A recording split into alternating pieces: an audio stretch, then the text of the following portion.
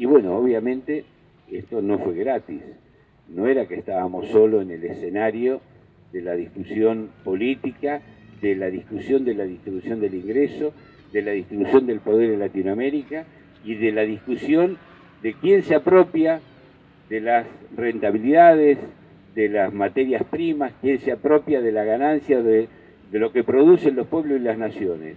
Si se apropian las mayorías, se apropian las minorías. Y esto es una discusión que viene a lo largo de los años. Nos hablan de que la Argentina estaba dividida, la grieta. La grieta existe desde 1810, desde el 25 de mayo, ya estaban los socorristas y los que querían verdaderamente la independencia. Esto siempre existió.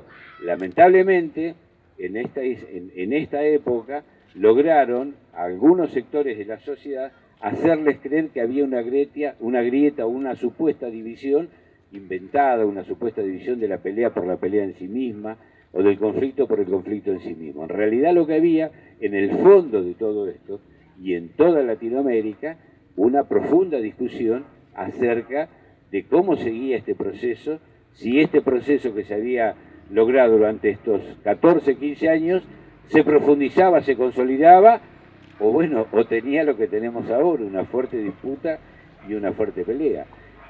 Yo creo que este proceso, o el freno, o el intento de freno, porque estos son procesos que van y vienen, no se ha terminado el proceso de integración, ni ha triunfado el proceso de colonialismo. Todo lo contrario, son momentos ondulares en los cuales los procesos se van dando. Yo creo, por lo menos buscaba en las fechas, a partir del año 2010, creo que hay puntos culminantes que fueron en todos estos procesos, ¿no? Uno fue el 2005, la Cumbre de las Américas en Mar del Plata, cuando se le dijo no al ALCA, que fue decirle no a Estados Unidos a este intento de dominación económica, y el segundo creo que fue la creación de UNASUR en el 2010, cuando Kirchner asume la presidencia por primera vez de UNASUR, y comienza a tener un protagonismo como nunca antes habían tenido todos los países de Latinoamérica, y comenzaron los países latinoamericanos, más la CELAC, más los países de América Latina y el Caribe, a trabajar en conjunto, no solamente en cuestiones económicas, sino en cuestiones políticas, sociales, culturales, de defensa de sus derechos y demás. Acuérdense lo que pasó en su momento con Guatemala, con Zelaya, cómo lo sacaron, cómo le hicieron un golpe, y yo creo que este proceso, que después me voy a referir a cómo lo veo yo aquí en la Argentina, se inició, tiene un punto, por lo menos hay que marcarlo, con lo que fue la destitución de Lugo en Paraguay en el año 2012. Un verdadero golpe de Estado, lo desalojaron del poder, y luego a través también de fórmulas democráticas, bueno, lograron que todo ese proceso que había tenido Paraguay de avance en todas digamos, la conciencia y la cultura de un gobierno paraguayo que sea proclive a los intereses de las mayorías paraguayas, volvió para atrás. Y esto empezó en el 2012. Después vienen las elecciones de Ollanta Humala en Perú, en el año 2013, 2014, donde, si bien Humala tiene un triunfo importante, al poco tiempo, a los 6 meses, Ollanta Humala prácticamente se olvida de todo lo que dijo y comienza también un retroceso, se olvida del Mercosur, de UNASUR, de las políticas del rol del Estado en Perú con respecto a los temas que tienen que ver con la educación y con la salud, con la justicia. Tiene un alineamiento casi inmediatamente con Estados Unidos, comienza toda esta historia del Pacífico y comienza a apartarse de todas estas políticas. Bueno, después ya vimos lo que le ocurrió a Dilma con las elecciones en el 2014, ustedes recuerdan con el Mundial, la fenomenal campaña que le hicieron, lo que ocurrió con Venezuela, lo que ocurrió lamentablemente con Chávez y su pérdida en las elecciones del 2003, y también todo esto llegó a la Argentina. ¿Y qué es lo que ocurrió?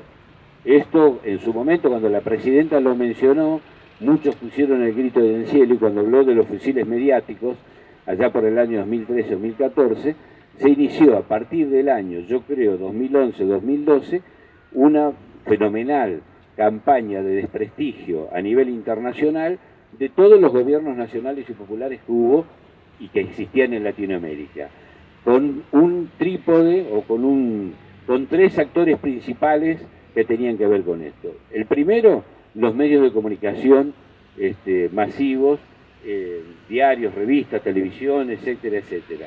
La famosa SIP, la Sociedad Interamericana de Prensa.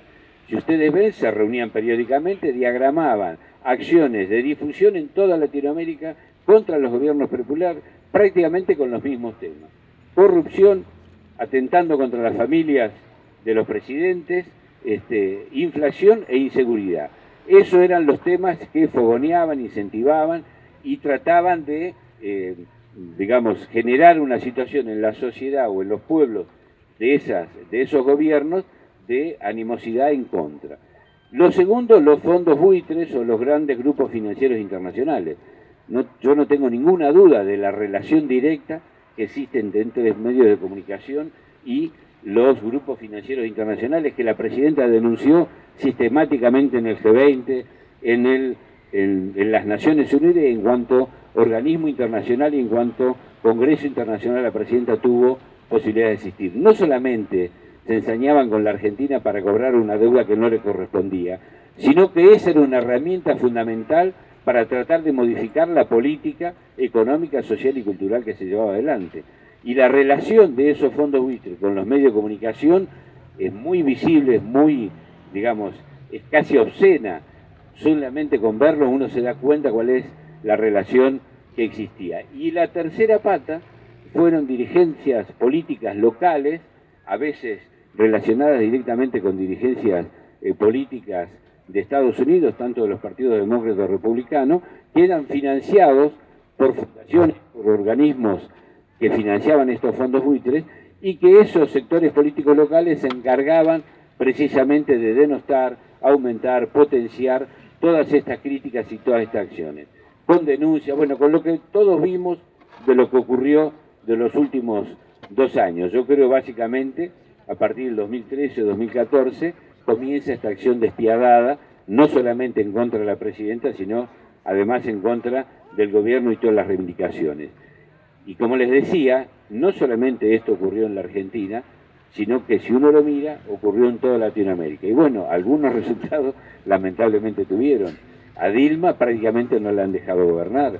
En el caso de Venezuela están en una situación muy difícil porque también los han atacado con el desabastecimiento, con los alimentos, que es algo muy sensible para una gestión de gobierno. Lo que ha ocurrido en Perú ya lo hemos visto, con Nono Humala, que ha resignado absolutamente todas esas reivindicaciones.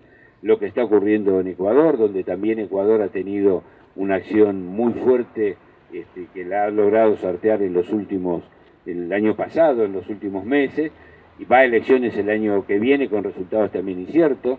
Bueno, lo que ocurre en Bolivia, con un resultado que todavía no sabemos, pero aparentemente con un plebiscito que está muy parejo en sus números finales. Por eso creo que nosotros tenemos que asumir que lo que nos está ocurriendo a nosotros y este resultado electoral que tuvimos el 22 de noviembre, si bien es cierto y tenemos que verlo, tenemos que hacernos autocrítica, tenemos que ver las cosas que nos faltan, tenemos que ver lo que hicimos mal, también es necesario que tengamos una visión un poco más amplia para que lo miremos como todo un proceso y sabiendo además que estos procesos nunca son lineales, siempre tienen idas y vueltas, siempre tienen vaivenes, siempre tienen retrocesos.